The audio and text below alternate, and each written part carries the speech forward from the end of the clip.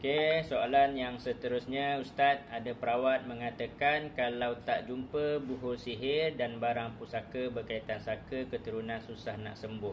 Boleh beri pencerahan, Ustaz.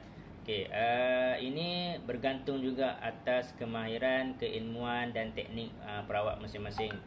Kalau saya sendiri, personally, saya tidak begitu memfokuskan untuk mencari buhul sihir ataupun barang-barang sihir.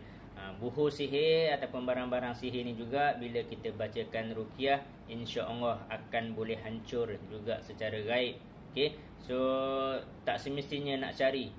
Tapi kalau kita ada petunjuk yang boleh kita cari, maka kita carilah. Itu yang sebaik mungkin.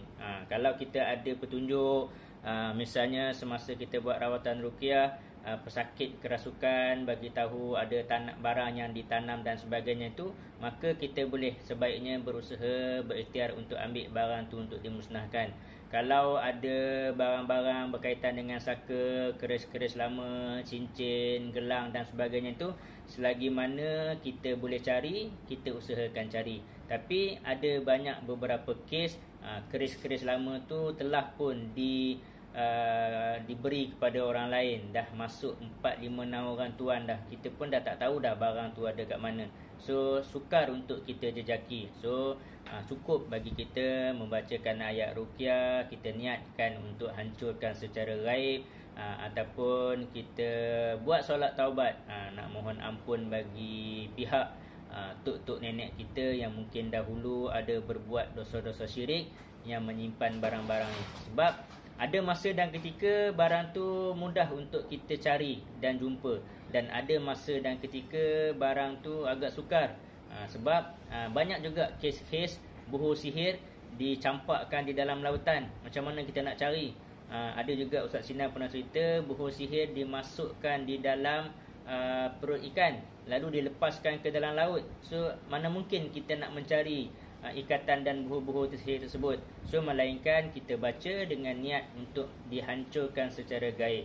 Kita baca ayat pembatas sihir itu, kita tiup kepada badan kita dengan niat untuk menghancurkan secara gaib. InsyaAllah itu adalah antara usaha yang terbaik. Tapi terus terang saya cakap, personally, kalau buat rawatan dengan saya tidak begitu memfokuskan sangat untuk mencari barang-barang sihir, barang-barang yang menjadi buhul ni.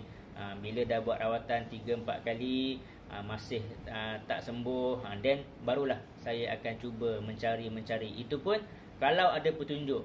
Banyak kes tak ada petunjuk. Banyak kes, bukan semua kes sihir yang mesti dia tabur depan rumah.